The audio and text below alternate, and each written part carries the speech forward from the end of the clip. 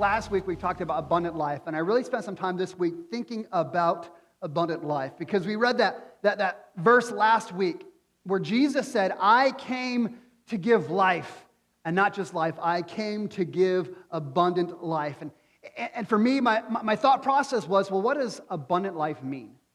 Because anybody up for abundant life, like that sounds pretty good. And I'm like, what does that abundant life mean? Does that mean to be wealthy? I'm like, I wouldn't complain about that. But I don't think if you're wealthy, it doesn't promise that you have a life without stress. There's still those things that happen with it.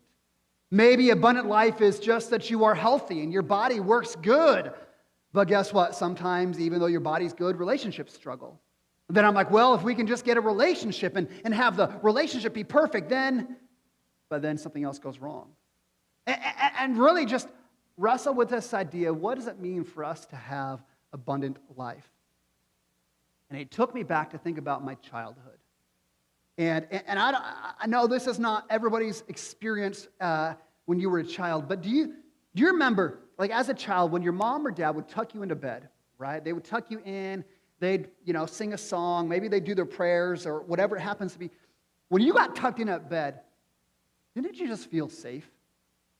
Like you just felt safe. Like as I look back on my childhood, I realized there were some parts of my childhood that were pretty messy. And some of those things that impact me today as an adult. But when I was a kid, I didn't know that. I just knew that when my mom tucked me into bed, I felt safe. I mean, sure, like little kids, we're going to fight going to sleep, right? Because, hey, I want my independence. You can't make me go to sleep. Or maybe you'd lay in bed and you couldn't sleep because maybe you watched a scary movie and you thought, man, there's some monster underneath the bed or a monster in the closet. But when mom came and tucked you in at bed, man, you didn't worry about all the problems in the world, of all the things that could go wrong. You just drifted into this peaceful sleep.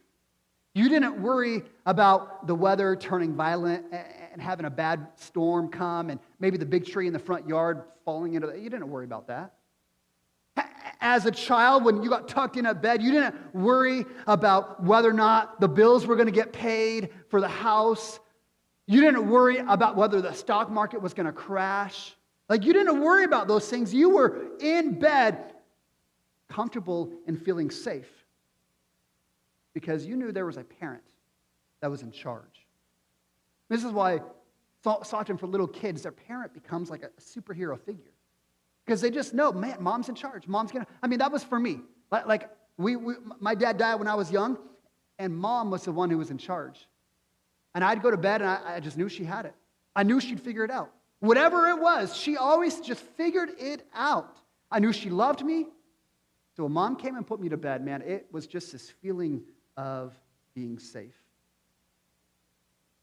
You guys remember that feeling?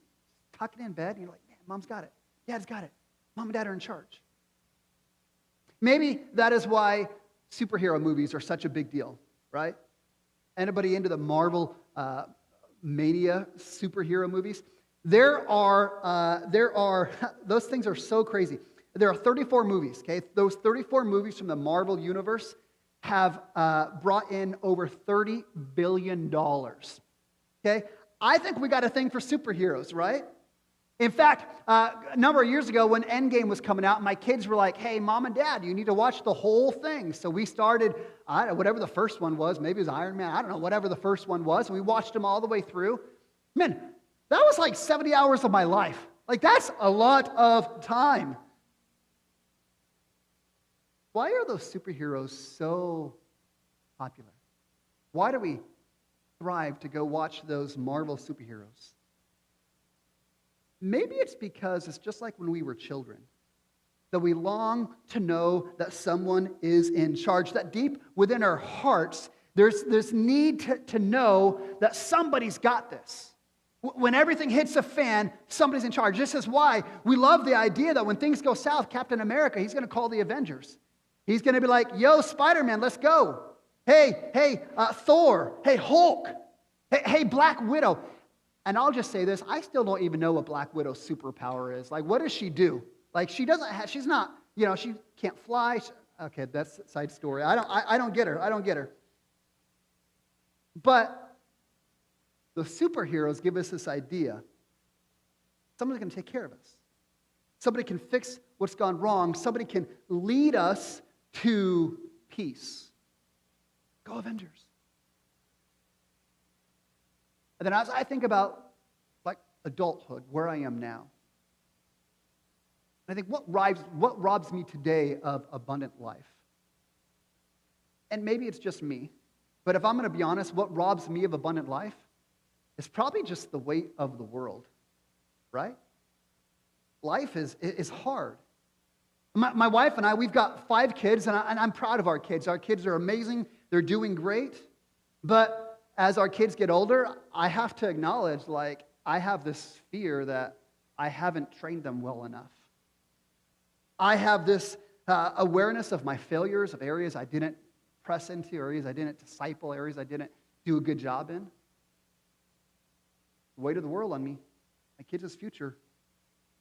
I think about marriage. Like, my wife is my best friend. I love her to death. But you know, our kids are going to be out of the house in a couple of years, and I'm facing the reality, I hope she still likes me, right? Am I enough? Am I still enough for her, right? And then we've got, the church. And I'm trying to lead the church well. I'm trying to lead us to know Christ and to make Christ known. But if I'm going to be honest, I feel the weight of our misses. I feel the weight of areas that aren't excelling. The weight of the world that adds on this pressure. We feel like we've got to have it all figured out. I mean, on top of our kids and the church, and we've got a house, we've got cars that are mostly running, we've got friends, we've got retirement, I've got my own demons that I'm wrestling with.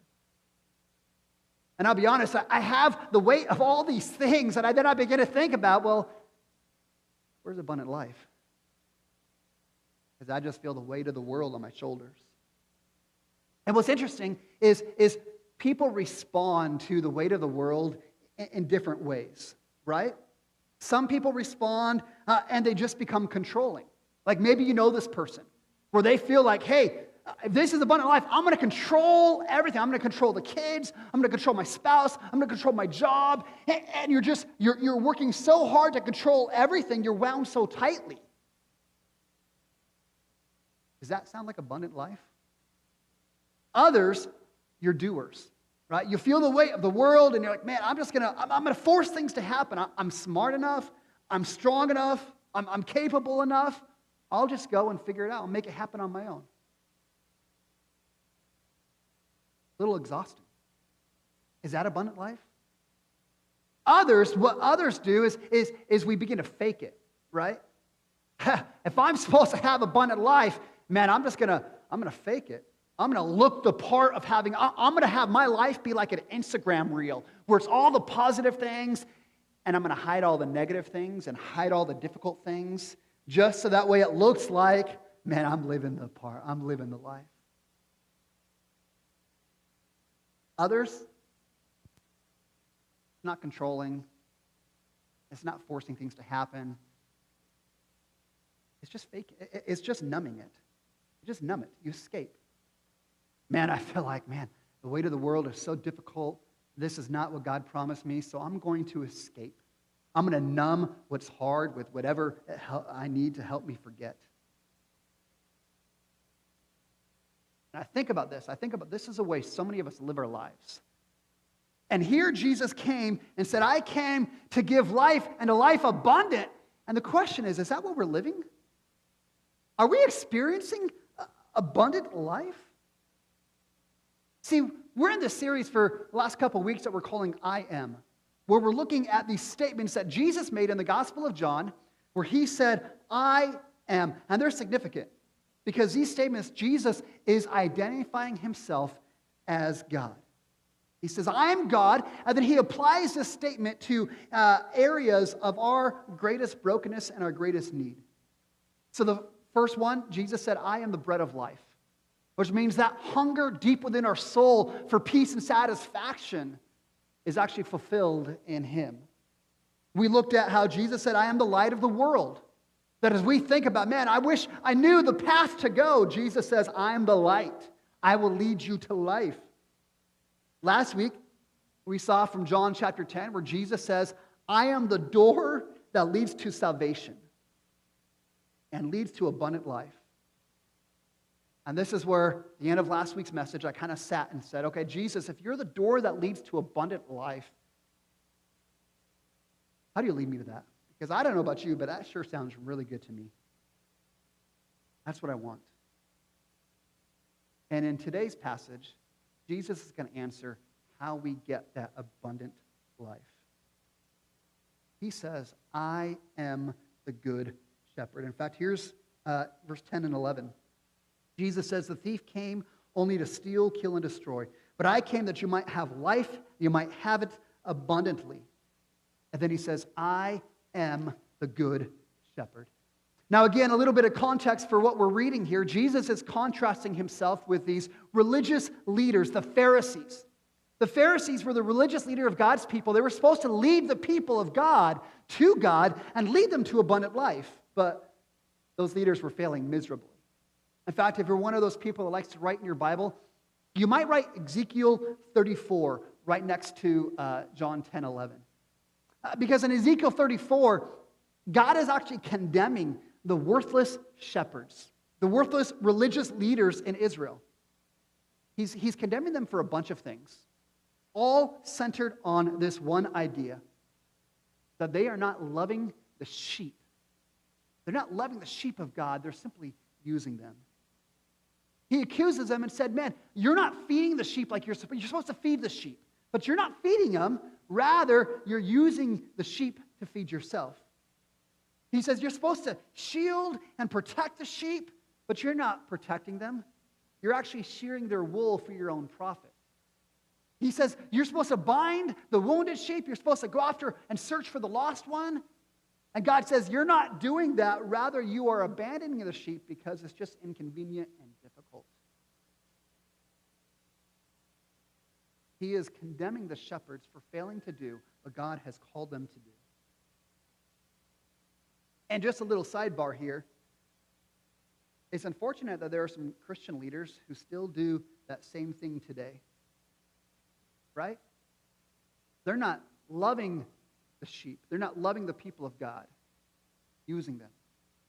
And I know some of you have suffered under that kind of leadership, and I just want to say I'm sorry for what you've experienced.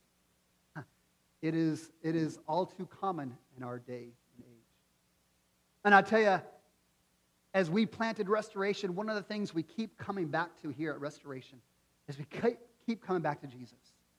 Because we want our leaders to model the leadership that Jesus gave us. Does that mean our leaders are perfect? No. But our leaders are striving to love the sheep, to love you, to lead and sacrifice you for your benefit, to lead us closer to God. So Jesus contrasts these failing shepherds, and he says, I am the good shepherd. And the question then becomes, well, what's all this conversation about sheep and a shepherd? Like, what's the big deal here? Well, this idea of sheep and shepherd is consistent in Scripture. In the Bible, the people of God, which is us, we are called the sheep, and we need a shepherd. Now, here's the thing with sheep. Sheep are not smart animals. Sheep are pretty dumb. In fact, one of the things that sheep are known to do is when a sheep wants to play in the mud. I know, it's like a little kid, right?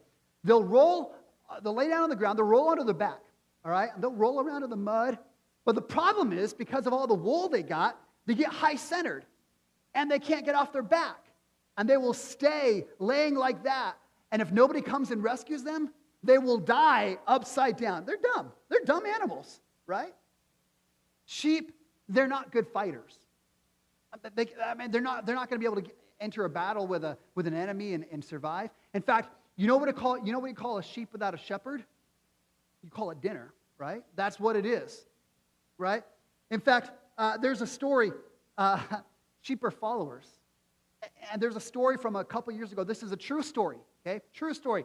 There was 1,000 sheep that all jumped over a cliff. You're like, why would they do that?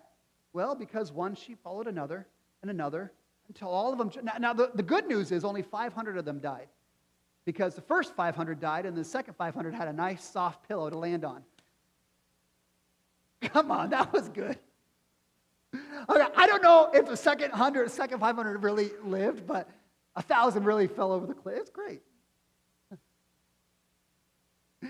Sheep, right? They're dumb animals. Now, some of us in this room are like, what do you mean you're calling me a sheep? I'm taking offense to that. Why would you call me a sheep? I'm not dumb. But here's the thing. When Scripture calls us sheep, this is not meant to be a put down. I think this is meant to tie us back to this idea of our childhood and to why we like Marvel superheroes.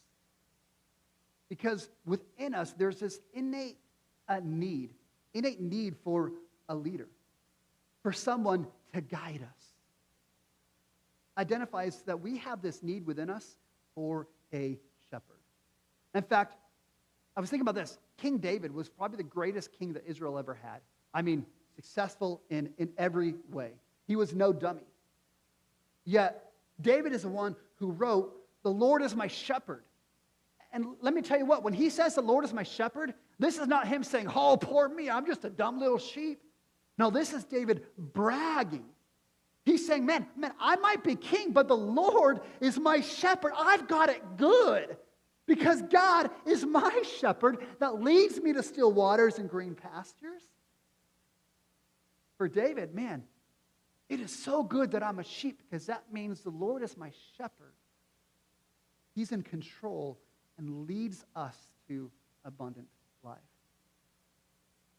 And so as we look at this passage where Jesus says, I am the good shepherd, there's three characteristics of a good shepherd I want us to see. Number one, a good shepherd is protective. Here's what it says, verse 11. The good shepherd lays down his life for the sheep.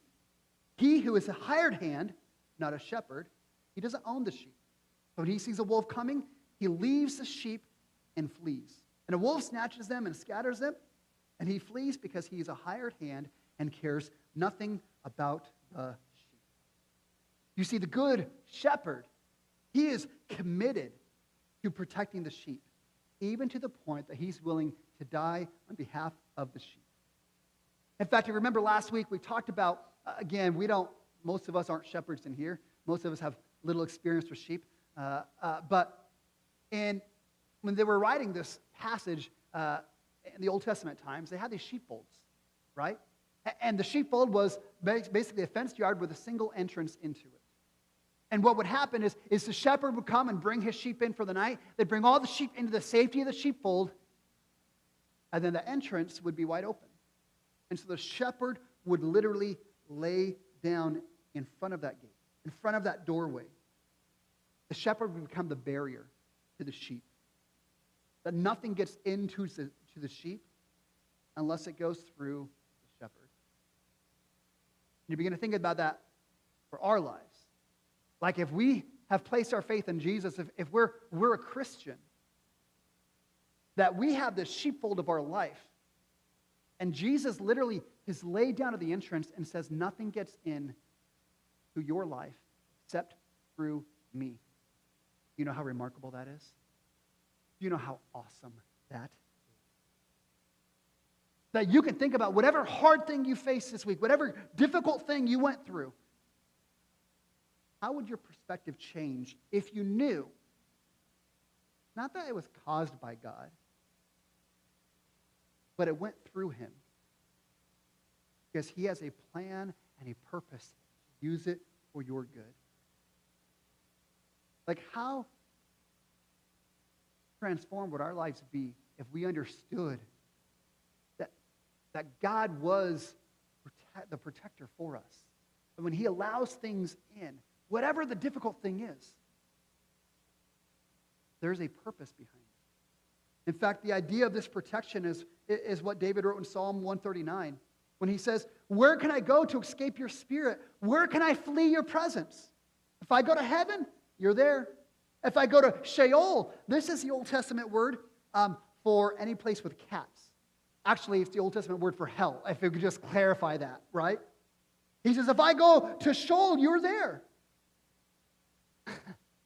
That's terrible.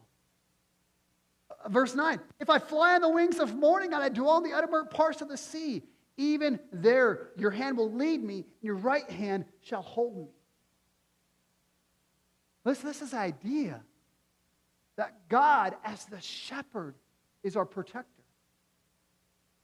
That we may face some hard things, but he's there to keep the terrible things out. And the things he allows in, man, there's a purpose and a reason behind it. The good shepherd, first characteristic is he is protective. Second characteristic of the good shepherd is he is personal. I mean, listen to this. Actually, we'll look at verse 3 and 4. It says, the shepherd calls them by name, and he leads them out. He goes ahead of them, and the sheep follow him because they know his voice. And then verse 14 and 15, he says, I am the good shepherd. I know my own, and my own know me. Just like the Father knows me, and I know my Father. You see, sometimes we get this picture that, here we are on the earth, we're the mass of humanity, and God is somewhere up in the cosmos, right? He's up in the cosmos, up on the clouds, and he's got all the angels dressed in the robes. They're all playing their harps. They're singing Kumbaya. That's not a harp. They're playing their harps, singing Kumbaya, and God's just unconcerned with what's happening down here. Oh, you're just this faceless void. Listen, Jesus is not distant. We are not just some formless mass. He knows every one of the sheep by name. It means he looks at the sheep and is like, oh, there's Fluffy. There's Snowball. There's One-Eyed Pete. There's Ditsy Dorothy. I don't know what you name sheep. That was just kind of what I came up with. It was fun, right? You see, John 3:16 says, for God so loved the world. And we believe that. But do you know God also loves every one of us individually? That he knows us and he calls us by name. For God so loved heaven. For God so loved Luca. For God so loved Mike.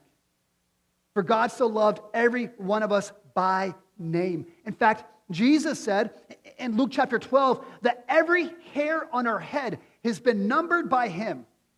He is that intimate with us. Now, that makes it easy for me because I've lost a bunch of my hair, but some of you, man, God really loves you. He's numbered every one of those things.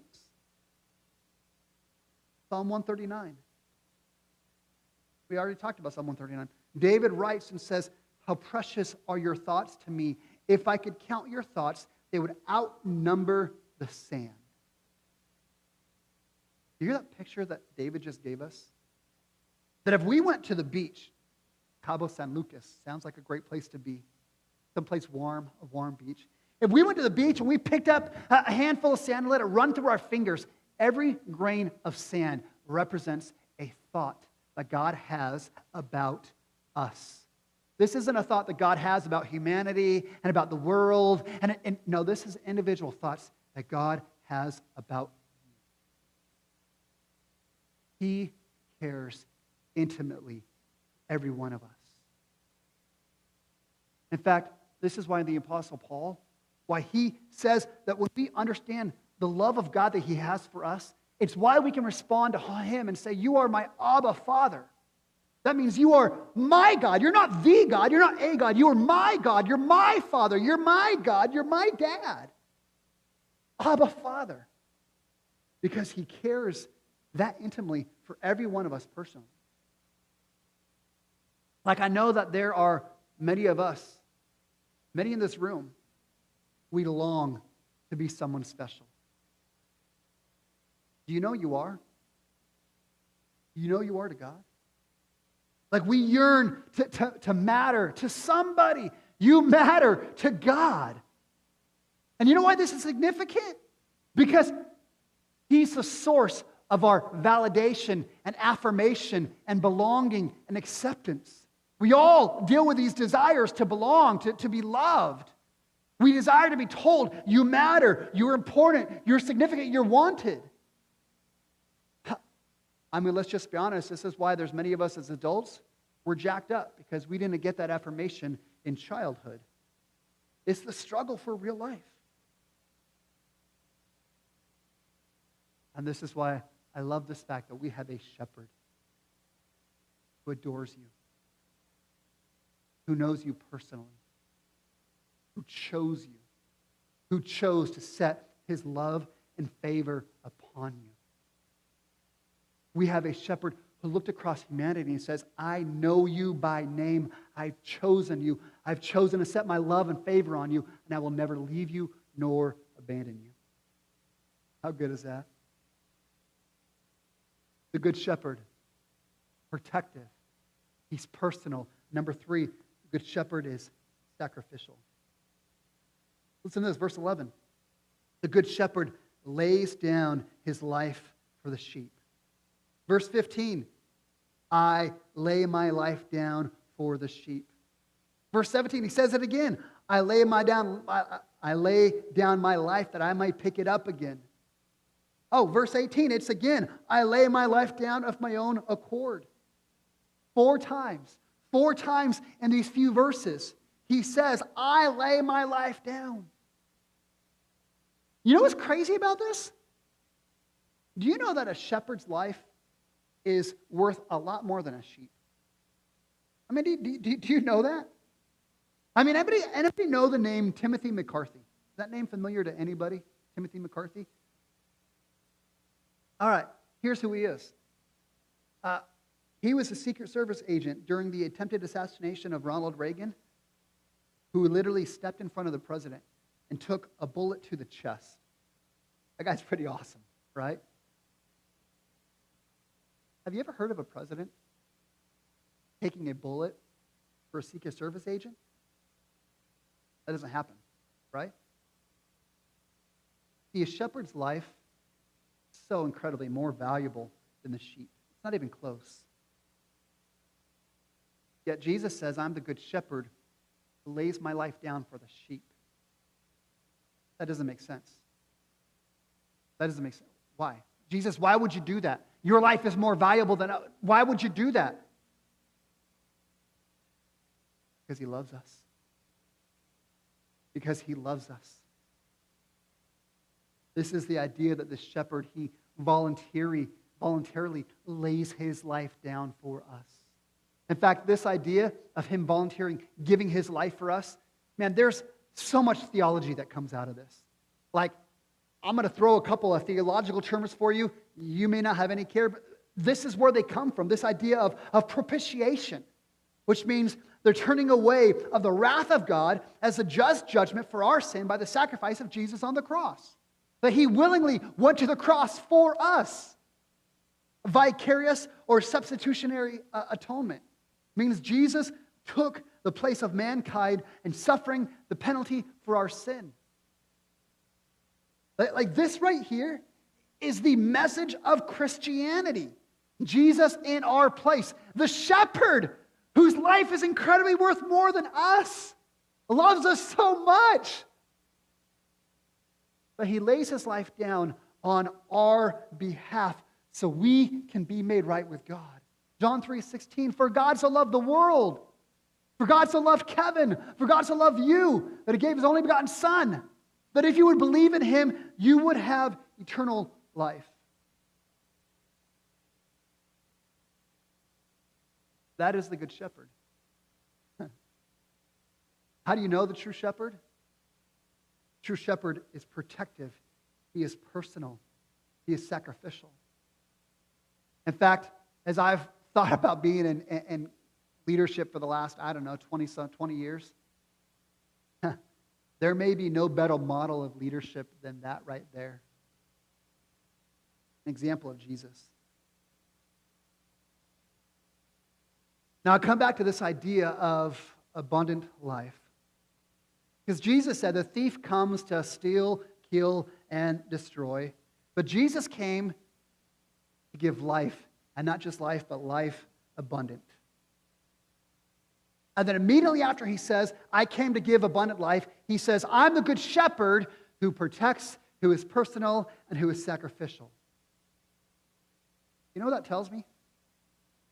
That tells me that abundant life is not living on a Caribbean island as good as that sounds right now, right? Because if you're living in the Caribbean island, that doesn't solve all your problems. Tells me abundant life is not just having enough money. Money can't solve all the world's problems. Abundant life is not success or popularity or good health. Abundant life isn't even the absence of troubles. I mean, I think we'd all say that sounds like great, but that's not reality. That's not reality. No, I think abundant life is that feeling of a child. Knowing mom and dad, they're in charge. They got this. I don't need to worry about all that stuff because mom and dad are in charge.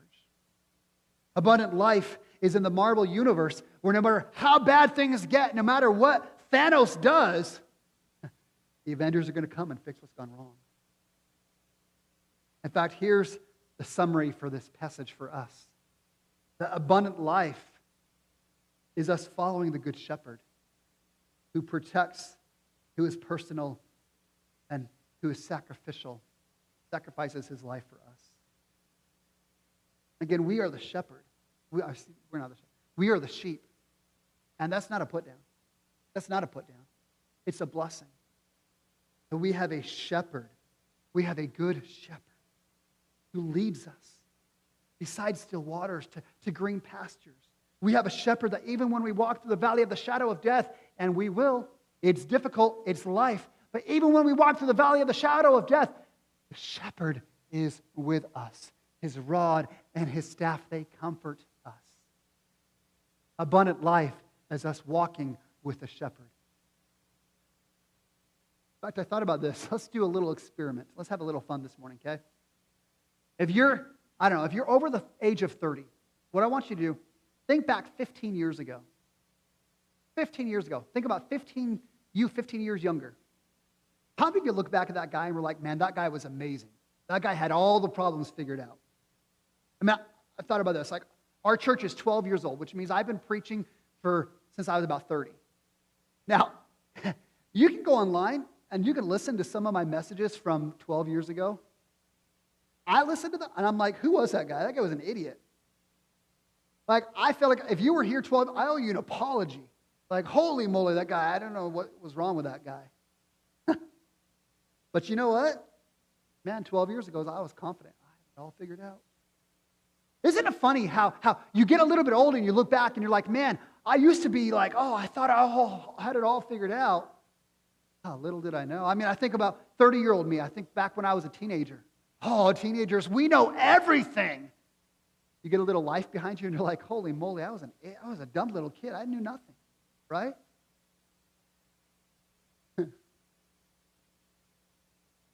You think about where you are in life right now. Think back 15 years ago. How many of you think that person had it all figured out? That guy had all the answers. Or how many of you think that guy had a lot to learn? I mean, I think about, like, if I get to heavenly Kevin, this is me up in heaven. Will I look back at earthly Kevin and be like, man, that guy was amazing. Look how wise he was. Or will I look at that earthly Kevin and be like, that guy was an idiot? You see, a little space and a little bit of time in our lives helps us to realize how much of this life that we don't really know. That 30-year-old Kevin was really confident. He had so much more he needed to learn. And while I feel pretty good with where I'm at right now, man, you give me another 15 years, and this version of Kevin, I'll be like, man, who was that guy? What was he doing? Which tells me that our ability to follow God's will for our life, our ability to find abundant life, listen to this, it's not the result of me.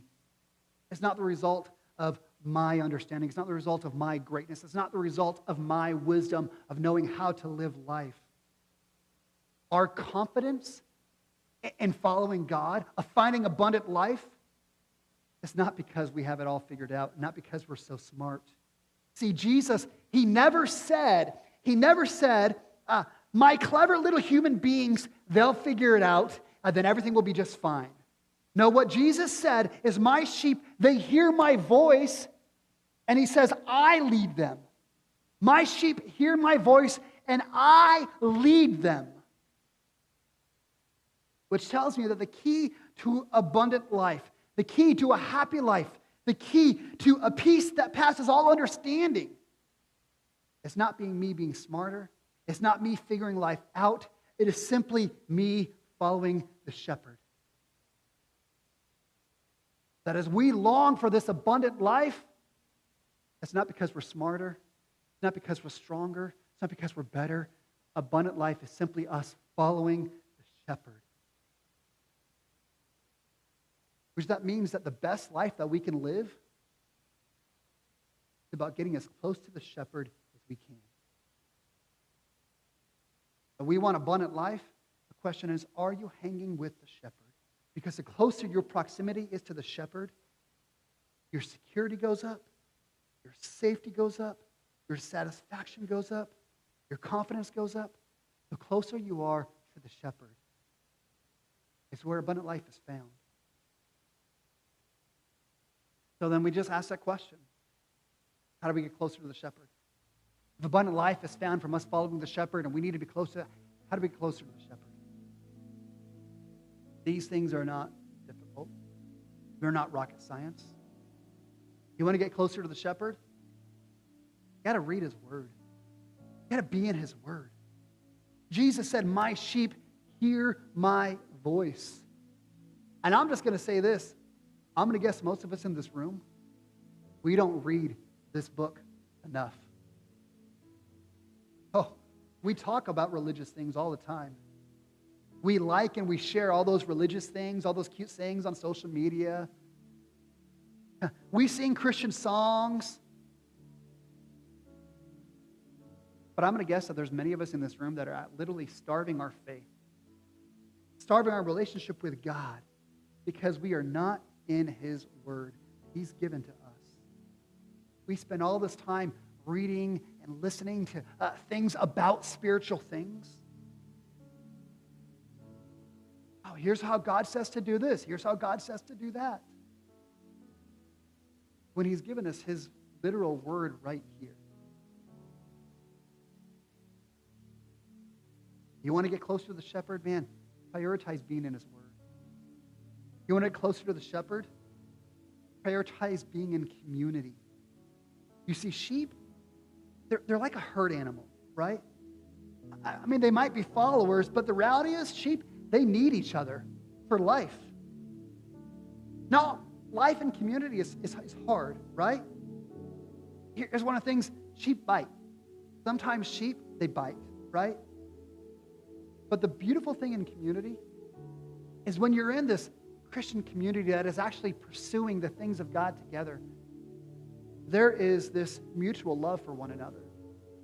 There's this grace for one another. There's this sense of encouragement and discipleship and belonging. Where literally we begin not just to be a bunch of people who are living this life, but we actually come together and we become a people that belong together. We belong to one another. Because one of our values here at Restoration Church, as we're in community, we figure out how to live life together. We encourage each other, hey, let me walk through this with you. You're not alone. And I'll just say, some of y'all, you've stunted your path to abundant life because you've been hesitant to jump into community. I mean, we all have this fear. Well, I just don't want to be in. What if they know some things about me? The reality is, we are blinded because of our own big heads. We think we're greater than we really are. We need people to speak into our life, to encourage us, to point some things out, to live life with us. That's my invitation to you. Jump into community. Get close to the shepherd, be in his word, be in community. Number 3, you're going to get close to the shepherd. You just got to follow the shepherd. Because the problem with some of us, we just have refused to follow God. We like to be the shepherd. We like to be the one in charge. We like to be the one calling the shots. No one's going to tell me what to do. God, no one's going to tell me how to live my life. Oh, you might be the shepherd, but I'm the shepherd of my life. We just won't follow him. Or maybe it's not the fact that we're the shepherd. Sometimes the problem is we are shepherded by so many other things. We have a parent that is shepherding a life. We allow our spouse to shepherd a life. We allow our career to shepherd our life. We allow our politics to be the shepherd that's going to dictate what my life looks like. You see, to follow God means to surrender. In fact, this may be the constant theme throughout this entire series of I Am. As the great I Am, as God in the flesh, Jesus, the Son of God, became one of us, as he is the bread of life, as he is the light of the world, the door to salvation, the good shepherd that leads us to abundant life. You know when you experience that? Is when we surrender. When we say, you are God, I'm not. You are the great I Am, I'm not. You're the good shepherd, I'm not. You're the bread of life, not my career. You're the door to salvation, not my good works. I think for some of us, the question is, will we actually follow God? As he says, I'm the shepherd. I will lead you to green pastures and still waters. Will you just drop to your knees and say, God, I'm in. I'll follow. You lead me where you want to lead me. I will surrender. I will trust. Follow. I'm not talking about being more religious. I'm talking about, can you trust that God is leading you green pastures and still waters?